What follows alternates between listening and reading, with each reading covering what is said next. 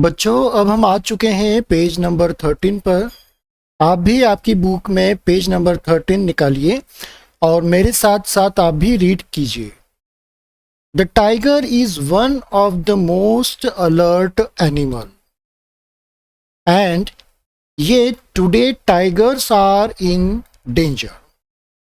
Tigers जो है ये बहुत ही एक अलर्ट एनिमल होता है अपने पूरे जंगल में। इसके जैसी अलर्टनेस बहुत कम एनिमल्स में मिलती है। देखिए, सभी एनिमल्स का जंगल में अपना खुद का एक हैबिटेट होता है और उस हैबिटेट में वो अपने हिसाब से अपनी लाइफ को स्पेंड करता है। अभी हमने इसके पहले वाले पेज पर पढ़ा कि टाइगर्स जो होते हैं उनका जो इलाका होता है वो बहुत बड़ा होता है, सेवरल किलोमीटर्स का होता है। तो ऐसे में उनको अपने पूरे इलाके की रखवाली भी करनी है और देखना है और शिकार भी करना है, अपने आप को जिंदा भी रखना है। फिर लड़ाइयाँ भी होती है अदर एनिमल से, सेम स्पेसिस से। तो इसलिए ये बहुत ही अलर्ट एनिमल्स होते हैं। लेकिन अलर्ट होने के बावजूद इनके ऊपर आज भी बहुत संकट है, कई सारे संकट है। आगे कौन कौन से संकट है ये हम आगे समझने वाले हैं। What do you think are some of the dangers to tigers in the jungles? इस पॉइंट में लिखा है या हमसे पूछा गया है कि ऐसे कौन से डेंजर्स यानी खतरे हैं जो कि टाइगर को जंगल में सहने पड़ते हैं या उसे महसूस होते हैं, वो क्या है।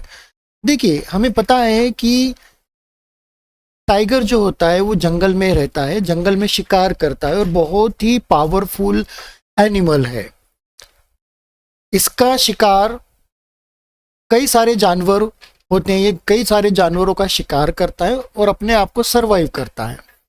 तो ये जो टाइगर है जंगल में इतना पावरफुल होने के बाद भी इसके ऊपर कई सारे डेंजर्स बने हुए हैं। पहला डेंजर तो इनका हंटर्स यानी शिकारी से होता है। जंगल में शिकारी जो होते हैं जिन्हें हम हंटर्स बोलते हैं, ये आम तौर पे टाइगर और दूसरे जो एनिमल्स होते हैं उनका शिकार करते हैं। अब क्यों करते हैं? क्योंकि ये क्या करते हैं, इनके जो पार्ट्स होते हैं, बॉडी पार्ट्स या इनकी स्किन होती है, इनके नाखून होते हैं, इनके दांत होते हैं, इनको निकालकर ये दूसरों को बहुत ज़्यादा कीमत में बेचते हैं। लाखों रुपए या करोड़ों रुपए उसकी कीमत होती है। तो इसकी वजह से शिकारी लोगों को पैसे कमाने के लिए या स्मगलिंग के लिए या कुछ और काम के लिए जंगल में ये टाइगर्स को और जो दूसरे एनिमल्स हैं उनको मारते हैं। और दूसरा खतरा ये होता है कि टाइगर एक शक्तिशाली एनिमल है जंगल का। तो टाइगर्स के अलावा जंगल में एक और होता है जो कि टाइगर से भी ज़्यादा पावरफुल होता है, वो होता है लॉयन, शेर। शेर हम लोगों ने देखा है किस तरह से दिखते हैं। तो शेर को जंगल का राजा कहा जाता है। तो शेर में, दैट इज लॉयंस में और टाइगर्स में भी कई बार लड़ाइयाँ होती है अपने इलाके को लेकर, फिर अपने शिकार को लेकर और दूसरी बहुत सारी चीज़ों को लेकर ये आपस में लड़ते हैं। इनके ग्रुप भी होते हैं। तो इनको शेर से भी इनको खतरा होता है। दूसरा होता है बच्चों, आप लोगों ने कई बार सुना होगा कि जो जंगल्स होते हैं वहाँ पर आग लग जाती है। जंगल में बहुत आग की घटनाएं होती हैं और ये आग जो होती है ये छोटी मोटी नहीं होती है, ये बहुत बड़ी फैलती है। शुरुआत तो छोटी सी होती है लेकिन वो फैल फैल के कई किलोमीटर तक और कई दिनों तक ये आग जलते रहती है। तो टाइगर ही नहीं, दूसरे जो एनिमल्स है लाइक बर्ड्स, छोटे क्रिएचर, वो तक जंगल में इस आग से या तो जल जाते हैं या मर जाते हैं या उनको वहां से उस जंगल को छोड़कर कहीं और शिफ्ट होना पड़ता है। तो जंगल की आग भी इनके लिए जो होती है बहुत डेंजरस होती है। उसके अलावा क्लाइमेटिक चेंज की वजह से और इंसानों के जंगल में दखल की वजह से जंगल के जो ट्रीज हैं, जो पेड़ होते हैं, उनको काटा जा रहा है। आपको पता है कि जो प्लांट्स होते हैं वो हमें कई तरह की चीज़ें देते हैं। फॉर एग्जांपल फ्रूट्स देते हैं, फल देते हैं, लीव्स देते हैं, लकड़ी देते हैं और मेडिसिन्स भी देते हैं।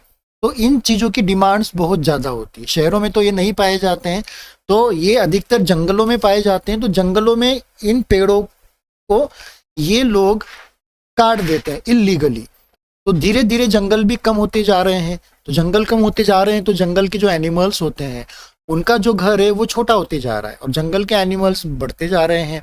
तो ये लोग फिर जंगल के बाहर आते हैं, इंसानों की बस्ती में चले जाते हैं, फिर इंसानों का शिकार करते हैं। तो जंगल का कम होना भी इनके लिए खतरे की भी एक घंटी होती है। ठीक है, फिर उसके बाद में हम बोल सकते हैं कि और भी दूसरे, जैसे कई बार पानी नहीं गिरता है, सूखा पड़ जाता है। ठीक है, जंगल में भी सूखे पड़ जाते हैं। तो सूखे पड़ने से कई बार क्या होता है कि वहाँ पे पानी नहीं होता है, तो पेड़ पौधों को पानी नहीं मिलेगा, तो पेड़ पौधे सूख जाएंगे। फिर वहाँ पे सूख जाएंगे तो एनिमल्स को भी नहीं मिलेंगे। एनिमल्स भी फिर क्या होते हैं, पानी की तलाश में दूसरी जगह जाते हैं, जंगल खाली हो जाता है। तो ऐसे में शेर को भी वहाँ से, उस जंगल से अपने खाने पीने के लिए उस जगह को छोड़कर दूसरे जंगल में, टाइगर को अपने इलाका छोड़कर दूसरे इलाके में, दूसरे टाइगर के या दूसरे पावरफुल एनिमल्स के इलाके में न चाहते हुए भी वहां पर जाना पड़ता है अपने आप को सरवाइव रखने के लिए। तो ये कुछ यहाँ पे डेंजर्स मैंने आपको बताए हैं। नेक्स्ट क्वेश्चंस का देख लेते हैं। Can human being also be a threat to animals? How? क्या इंसान यानी ह्यूमन बीइंग्स जानवरों के लिए खतरा साबित हो रहे हैं? कैसे? तो इसका आंसर यस, हम इंसान भी जानवरों के लिए खतरा साबित हो रहे, पर्टिकुलरली जो जंगल के जो एनिमल्स है, वाइल्ड एनिमल्स हैं, इनके लिए हम इनके लिए बहुत डेंजर एक रीजन बन पा रहे हैं। कैसे बन रहे हैं? जस्ट एक एग्जांपल मैंने आपको जस्ट अभी ऊपर बताया था कि हम इंसानों का दखल जंगल में बहुत ज्यादा बढ़ गया है। हम पेड़ों को वहां पर जाकर काट रहे हैं और दूसरी चीजों के लिए भी जंगल में जा रहे हैं। तो हम जंगल में एक तरह से टोटली डिपेंड है। तो इस तरह से हम अपनी ज़रूरतों को पूरा करने के लिए जंगल से जो हमारे रिसोर्सेस हैं उन पर हम एक तरह से कब्जा कर रहे हैं, उनको हम अपने कंट्रोल में लेने की कोशिश कर रहे हैं। और कई सारे इंडिया में जंगल्स हैं जो धीरे धीरे कम होते जा रहे हैं। जिस तरह से ह्यूमंस की पॉपुलेशन या हम इंडियंस, भारत में जनसंख्या बढ़ रही है, वैसे वैसे जगह की और वैसे वैसे रिसोर्सेज की डिमांड भी बढ़ रही है। तो जहाँ पे जो रिसोर्सेस होते हैं हम उन रिसोर्सेस के पास पहुँच रहे हैं और जंगल भी हमारे लिए एक रिसोर्स है। तो इस रिसोर्स पर भी हम लोग अपना कब्जा कर रहे हैं। वहाँ से पेड़ हो गए, वहाँ के एनिमल्स को हम मार रहे हैं। वहाँ के कई बार जंगलों के जो जंगल्स होते हैं उनके नीचे माइंस होती हैं, वहाँ से वैल्यूएबल हम वहाँ पे खनिज निकालते हैं। तो कई सारी चीज़ों के लिए फिर जंगलों को गवर्नमेंट या जो प्राइवेट सेक्टर वाले होते हैं वो अपने कंट्रोल में लेते हैं। तो यहाँ पर फिर जो एनिमल्स होते हैं उनको भगा दिया जाता है या पेड़ों को काट दिया जाता है। तो जब पेड़ नहीं रहेंगे, जंगल नहीं बचेंगे, तो वहाँ पे जंगली जानवर कैसे रह पाएंगे? तो हम इंसान भी यहाँ पर इन ऑल टाइप के जो एनिमल्स हैं, वाइल्ड एनिमल्स हैं, इनके लिए हम खतरा बन रहे हैं। और दूसरा एक पॉइंट यहाँ पर मैं जोड़ना चाहूँगा कि जो इनका नेचुरल हैबिटेट होता है, जो कि ये वहाँ पर आराम से रह सकते हैं, उस हैबिटेट को तक हम यहाँ पर डिस्ट्रॉय कर रहे हैं।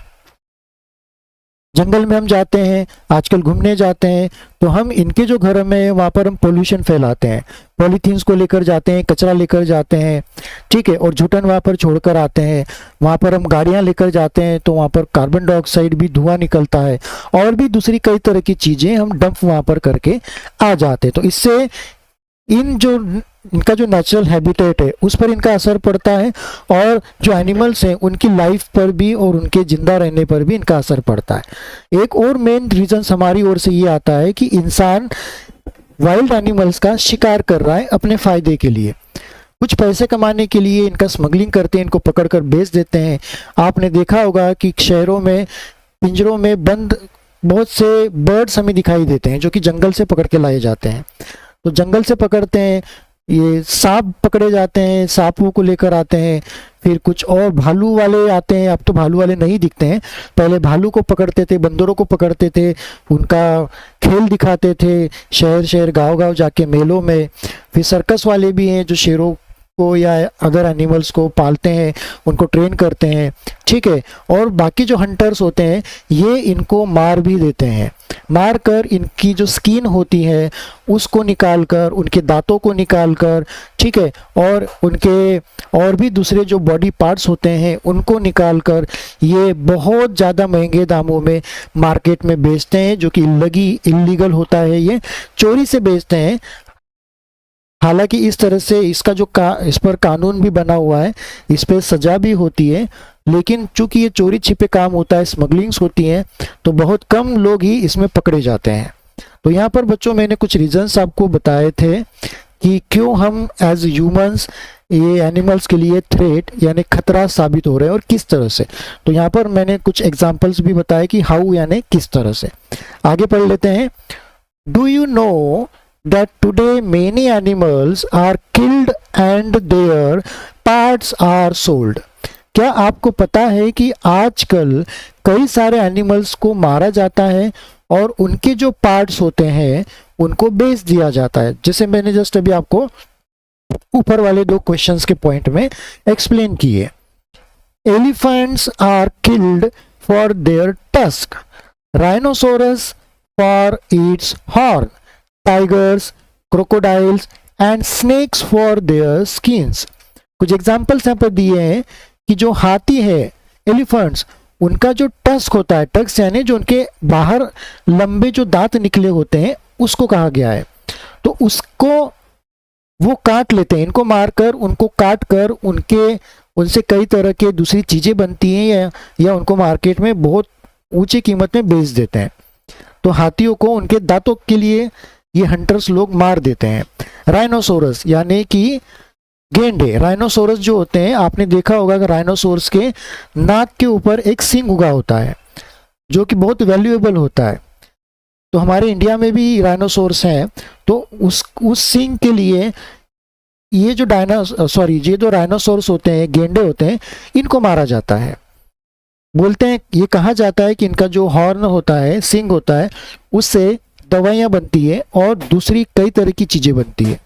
तो इसका जो सींग है, इसके भी मार्केट जो प्राइस होती है वो लाखों करोड़ों में होती है। Tigers, crocodiles and snakes for their skins. Tiger, crocodile यानी मगरमच्छ और स्नेक्स यानी सांप, छोटे या बड़े, ठीक है, ऐसे जानवरों को इनकी जो स्किन होती है उसके लिए मारा जाता है। टाइगर की स्किन घरों की शोभा बढ़ाती है। कई सारे लोगों के घरों में आपने पिक्चरों में देखा होगा कि मरे टाइगर का या उसकी जो होती है स्किन दीवार पर टंगी हुई है, ठीक है। और जो क्रोकोडाइल्स होते हैं यानी मगरमच्छ होते हैं, उनकी चमड़ी से जूते या पर्स या जैकेट बनते हैं। स्नेक के भी जो चमड़ी होती है, स्किन होती है, उससे भी जूते, पर्स या ये बनाए जाते हैं। आपने खरगोश देखे हैं, खरगोश का कितना मुलायम स्किन होता है, तो उसका भी यूज करते हैं जैकेट बनाने के लिए या दूसरे वेयरेबल चीजें बनाने के लिए। और भी ऐसे कई सारे एनिमल्स हैं, लाइक आपने ये सुना होगा कि कस्तूरी हिरन होता है अपने इंडिया में, जिसके नाभि में कस्तूरी होती है और वो बहुत ज्यादा सेंट करती है, बड़ी अच्छी होती है, तो उसके लिए उसको मारा जाता है और उसको बड़ी ऊंची कीमत में बेचा जाता है, जिसका आगे एग्जाम्पल यहाँ पे दिया गया है। Musk deer are killed just for to make a little scent from its musk. तो उससे सेंट बनाया जाता है या उसको कई तरह से उसको खुशबू के लिए यूज करके उसको बेचा जाता है। People who kill animals are called hunters and poachers. तो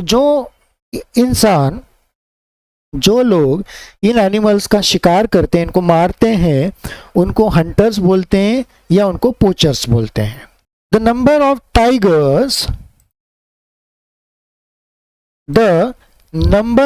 tigers and many other animals in our country is reducing. इस टाइगर्स के नंबर यानी इनकी संख्या और दूसरे एनिमल्स की संख्या हमारे कंट्री में, हमारे देश में बहुत तेजी से घटती जा रही है, रिड्यूसिंग होती जा रही है, घटती जा रही है, कम हो रहे हैं। There is a danger that some of them will soon disappear. अब ये जो इन पर खतरा मंडरा रहा है, इसका नतीजा ये भी हो सकता है कि बहुत जल्दी ये एनिमल्स इस संसार से, इस अर्थ से पूरी तरह से गायब हो जाए। हमें आगे भविष्य में वो दोबारा नहीं देखने को मिलेंगे जिंदा, या हमें कभी आप नजर हुए नहीं आएंगे। हमें भविष्य में उनकी केवल और केवल फोटो ही या वीडियो ही देखने को मिलेंगे। आप जब भी जू में जाते हो तो आपको बहुत सारे जानवर आपको पिंजरे में सामने दिखाई देते हैं, पर कुछ जानवर ऐसे एनिमल्स हैं जो अब नहीं है इस संसार में, लेकिन कुछ सालों पहले तक थे, तो उनकी फोटोज हमें नजर आती है। To protect the animals, our government has made some forest as a protected area। तो ऐसे में ये जो एनिमल्स हैं पूरी तरह से खत्म न हो जाए, तो उसको, इस चिंता को ध्यान में रखकर हमारी इंडियन गवर्नमेंट ने कुछ लॉज बनाए हैं, और उसके लिए इन्होंने जो जंगल है, जो फॉरेस्ट है जहाँ पर वो पर्टिकुलर एनिमल रहते हैं, उस एरिया को उन्होंने प्रोटेक्टेड एरिया में कन्वर्ट कर दिया है। प्रोटेक्टेड एरिया क्या, कि वहाँ पर सिर्फ यही जानवर रहेंगे और जो दूसरे जानवर रहते हैं वही रहेंगे। इंसानों का या किसी तरह का वहाँ पे एंट्री नहीं होगी, ठीक है। और वहाँ पर किसी भी तरह की माइनिंग, किसी भी तरह का कंस्ट्रक्शन, पेड़ों की कटाई वगैरह नहीं होगी। तो इसलिए वहाँ पर बोलते हैं उसको प्रोटेक्टेड एरिया। तो हमारे देश में कई सारे अलग अलग प्रोटेक्टेड एरियाज हैं जिनको हम बोलते हैं वाइल्ड लाइफ कंजर्वेशन एरिया या वाइल्ड लाइफ सेंचुरीज, या हम उन्हें हिंदी में बोलते हैं कि अभयारण्य, ठीक है।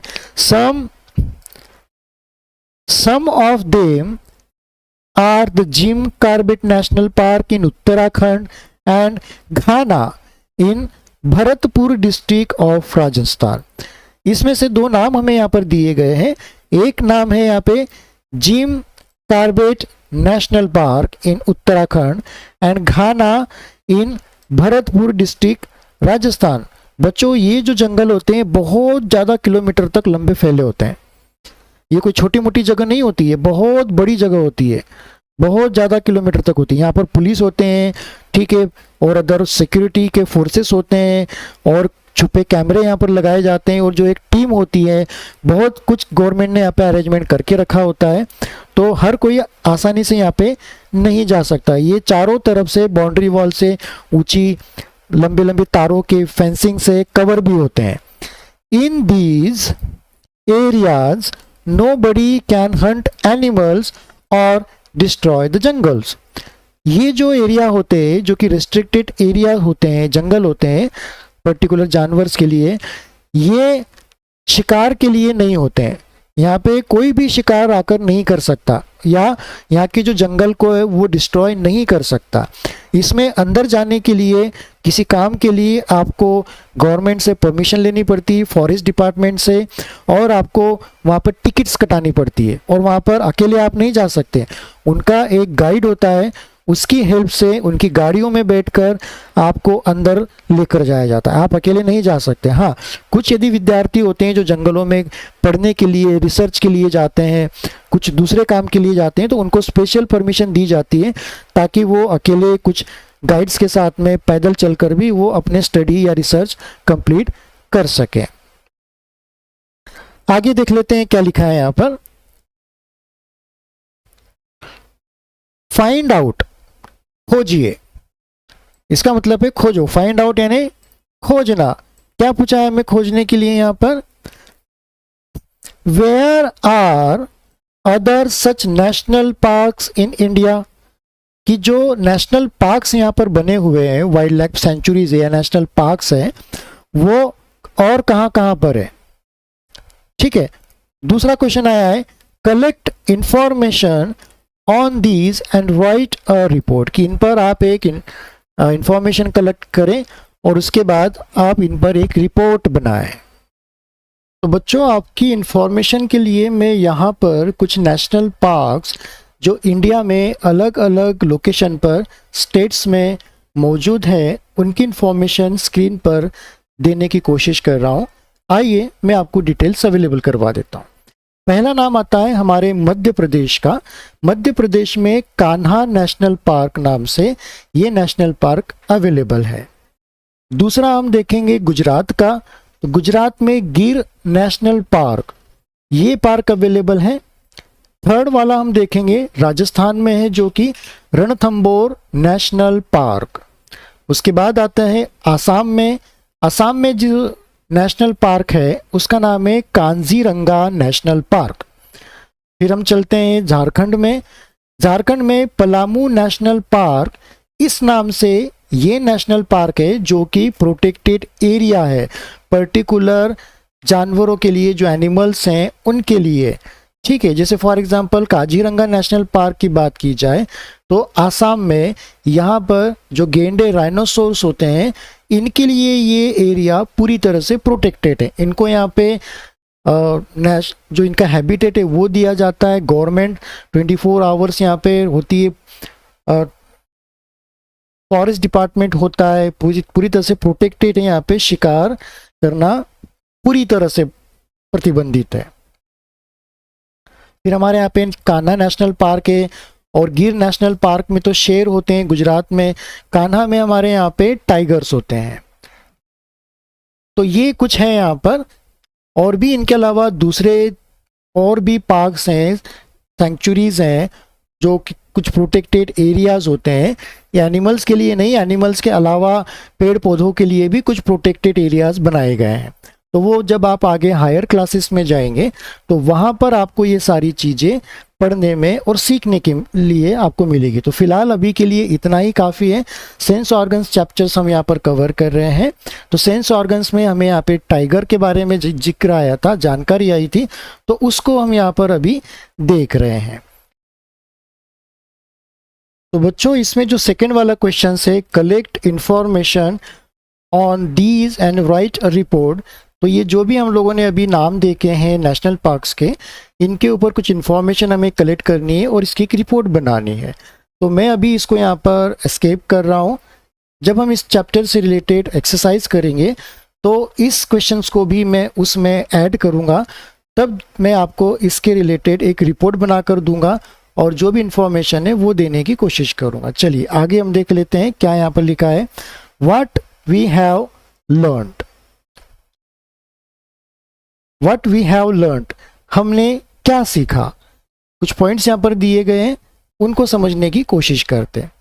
Have you notice that sometime singers put their hand on their ear when they sing, क्या कभी आपने ये नोटिस किया है कि जब कोई सिंगर गाना गाते हैं तो वो अपने कानों पर हाथ रख देते हैं, तो ऐसा क्यों करते हैं वो। तो इसका आंसर यहाँ पर ये होगा है कि जो सिंगर्स गाना गाते हैं तो वो बहुत ज़्यादा शोर के साथ में, जैसे म्यूज़िक इंस्ट्रूमेंट्स होते हैं और साथ ही साथ पब्लिक भी होती है, वहाँ पे लाइव परफॉर्मेंस चलता है, तो कहीं ना कहीं शोर भी होता है। तो ऐसे में जब वो खुद गाना गाते हैं, खुद गा रहे होते हैं, तो खुद की आवाज़ खुद को भी सुनाई नहीं देती, इतना साउंड कभी कभी क्रिएट हो जाता है। तो जब वो अपने हाथों को अपने कानों पर रखते हैं, देन फिर वो गाते हैं, तो उनको अपनी आवाज़ खुद भी सुनाई देने लगती, जो कि एक एक्टिविटी हमने इसी चैप्टर में पहले की थी। याद आ रही है आपको कौन सी एक्टिविटी? वो एक्टिविटी जो हमने अपने कान को एक डेस्क के ऊपर रखा था और अपने अपने हाथों से उस टेबल को हल्का सा स्ट्रोक दिया था। याद आया आपको? तो यहाँ पर भी यही चीज़ आती है कि उन सिंगर्स को अपना जो गाना है, अपनी खुद की जो वॉइस है, वो एक प्रॉपर वे में सुनाई दे, क्लियर सुनाई दे, इसलिए वो अपने कानों में उंगलियों को रखते हैं। Why do you think they may be doing this, कि आपको क्या लगता है वे ऐसा क्यों करते हैं? तो इसका आंसर मैंने आपको अभी यहाँ पर बता दिया। नेक्स्ट वाला देख लेते हैं। Give examples of animals that may have a very strong sense of site, hearing और स्मेल्स।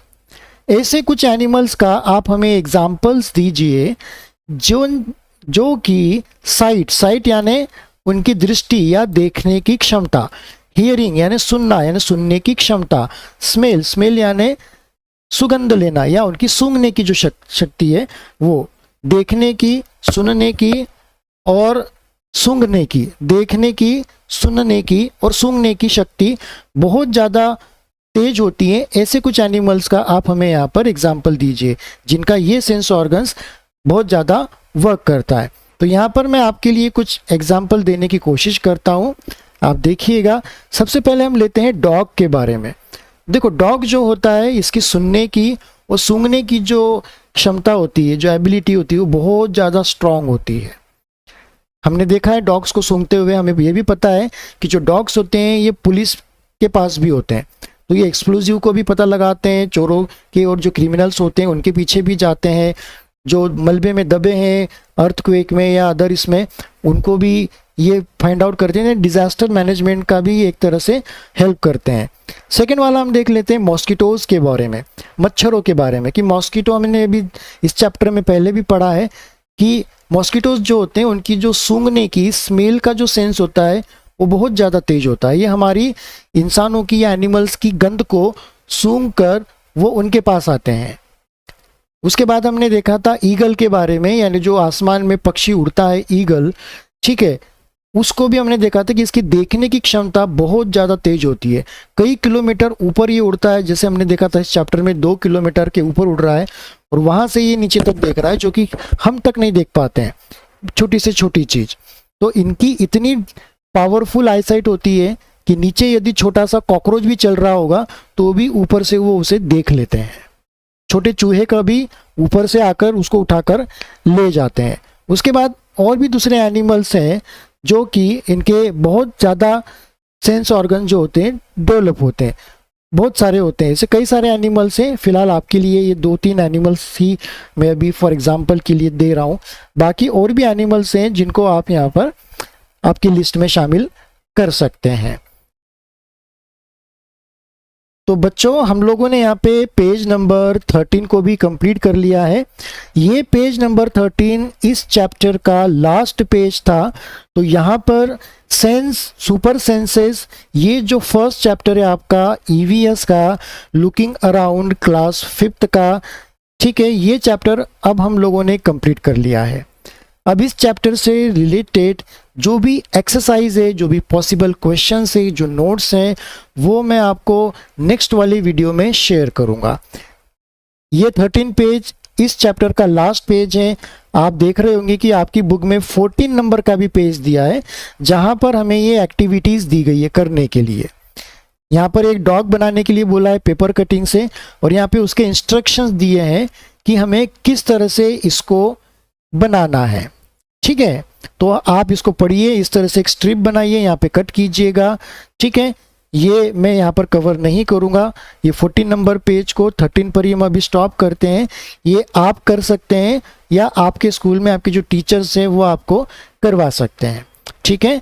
तो बच्चों, आशा करता हूँ कि आपको ये चैप्टर समझ में आया होगा। मैंने काफ़ी सारी इन्फॉर्मेशन इस चैप्टर से रिलेटेड आपको देने की कोशिश की है और हर एक बारीक से बारीक चीज़ को मैंने आपको एक्सप्लेन हिंदी में करके बताने की कोशिश की है, ताकि आप इस चैप्टर को ठीक से समझ पाएँ और इससे बहुत कुछ सीख पाएँ। आप इस चैप्टर को इतना सीख जाएं कि आपको नेक्स्ट ईयर या उसके आने वाली ईयर में भी इसका नॉलेज आपके लिए काम आता रहे।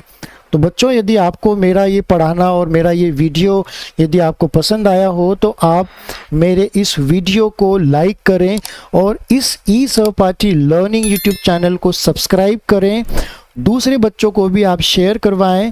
क्लास 5th के, क्लास 8 के, इंग्लिश मीडियम के जो भी लेक्चर्स हैं, जो आपके ऑल सब्जेक्ट्स हैं, उनको मैं यहाँ पर कवर कर रहा हूँ, ताकि आपको इन 2 क्लासेस के लिए बहुत ज़्यादा आपको यहाँ पर गाइडेंस मेरी ओर से मिल पाए। तो मिलेंगे बच्चों बहुत जल्दी नए चैप्टर के साथ में। बने रहिए मेरे इस यूट्यूब चैनल पर। तब तक के लिए गुड बाय, कीप लर्निंग।